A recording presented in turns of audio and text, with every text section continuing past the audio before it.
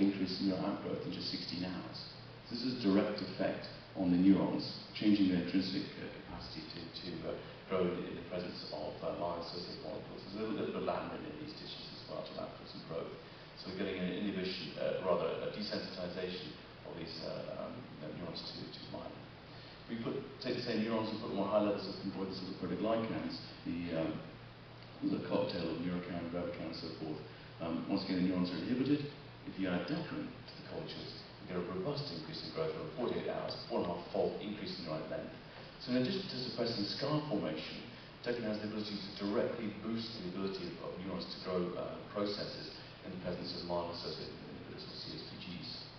So this gave us then the rationale for doing the following experiments.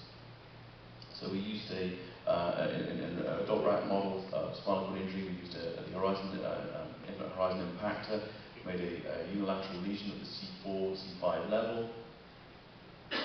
And what we've done here is then we've waited 12 days